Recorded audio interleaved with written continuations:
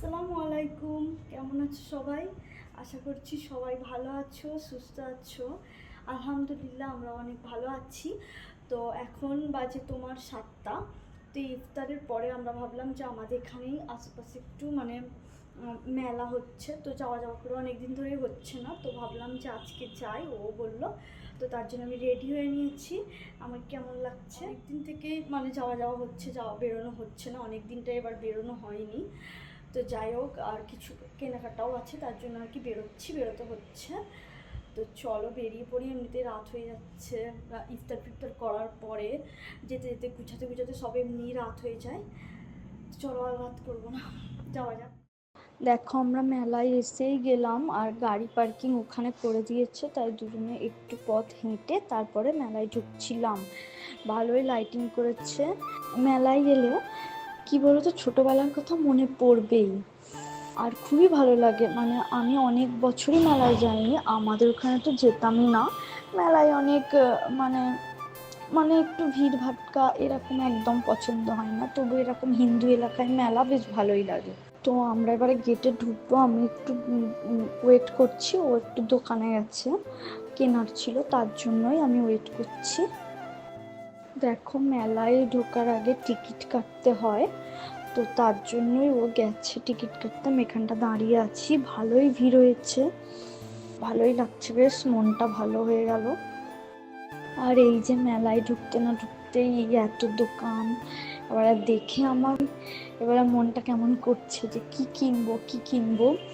তো কিনেওছি কিছু, কিন্তু ব্যাপারটা হলো কি, মেলার জিনিস খুব একটা পাওয়া যায় না। আগেও যা কিনেছি তাও এখানে আমরা দেখতে পাই, তো তাও কিছু না কিছু তো কিনতে হবে, না কিনে কি বাড়ি ফিরবো বলো? তো তার জন্য কিছু কিনলাম, আর চলো ঘুরে দেখি।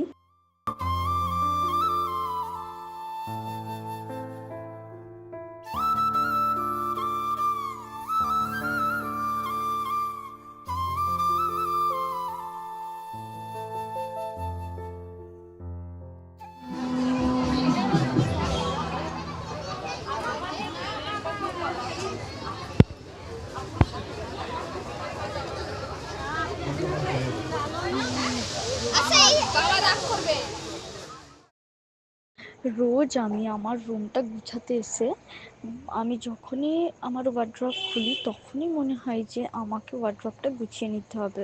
একটু ঘাঁটা থাকলেই না আমার খুব একটা ভালো লাগে না, আর ভালো লাগে না তখনই মনে পড়ে, তারপরে আর গা হয় না কোনো না কোনো কারণে। তো রোজার মাসে এই সময়টাই তো একদম ফ্রি থাকি, তো ভাবলাম যে আমার ওয়ার্ড্রপটা একটু গুছিয়ে ফেলি। আর ঈদের টাইমটা আমি প্রথম থেকেই আমার বাবার বাড়িতেও আমি এরকমই করতাম, আমি গুছাতাম সব। এগুলো খুব মনে পড়ে, কি আর করবো বলো, মনে পড়লেই কষ্টই হবে, এর থেকে বেশি তো কিছু করার নেই। তো যাই হোক, আমি সব কাপড়গুলো এক এক করে বার করছি।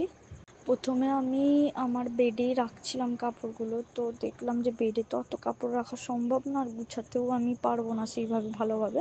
তো তার জন্য আমি আমি মেঝেতেই সব কাপড়গুলো রাখছি, তো ভালো করে রেখে তবে আমি গুছাতে পারবো। তো চলো গুছিয়ে নিয়ে কি আর করবো, তাড়াতাড়ি কমপ্লিট করতে হবে, টাইম লেগে যাবে, নাহলে অনেক এত কাপড়, শাড়ি, এগুলো সব গুছাতে হবে আমাকে এখন। তবে আমার এই কাপড় গুছাতে বেশ ভালোই লাগে, খারাপ লাগে না। তাই জন্য ভাবলাম যে গুছিয়ে ফেলি, একটা একটা করে জিনিস একটু একটু করে গুছাতে হবে ঈদের আগে, বেশ ভালোই। তো চলো আমি গুছিয়েই নিই।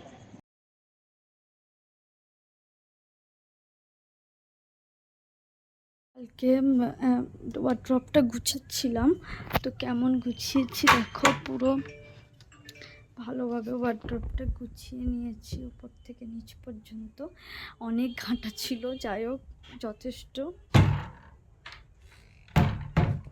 আমার একটা ব্লাউজ এসছে আর কি, শাড়ি কিনেছিলাম, তোমাদেরকে দেখিয়েওছিলাম, তার ম্যাচ করে দেখিয়েছিলাম, এসছে ব্লাউজটা, দেখাই কেমন বলবে। দেখো এই ব্লাউজটা আমি অনলাইনে অর্ডার করেছিলাম এই শাড়িটার সঙ্গে পরবো বলে। তো ব্লাউজটা কি আমি কালারটা একটু ভাবছি ডিফারেন্ট এসছে, কারণ মেরুন কালার অর্ডার করেছিলাম, মেরুনই এসছে, একটু হালকা লাগছে। তো এর সাথে কি মানাচ্ছে তোমরা একটু কমেন্টে জানিও।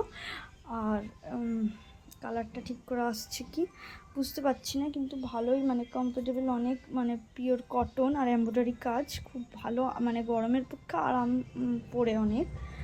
তো সবাই জানিও আমার ব্লাউজটা কেমন হয়েছে। আজই এলো। তো দেখো ডিনারে পাপার জন্য রুটি করেছিলাম সন্ধেবেলা, তার জন্য ঠান্ডা হয়ে গেছে, আবার এটাকে গরম করে নিচ্ছি, ভালো করে সেঁকে নিচ্ছি। তো চলো আজকের ভিডিওটা এই পর্যন্তই। এখন ডিনার রেডি করব। তো আজকের ভিডিওটা এই পর্যন্ত, আবার পরের ব্লগে তোমাদের সঙ্গে নিশ্চয়ই দেখা হচ্ছে। সবাই ভালো থাকবে, সুস্থ থাকবে, আমার জন্য দোয়া করো। টাটা।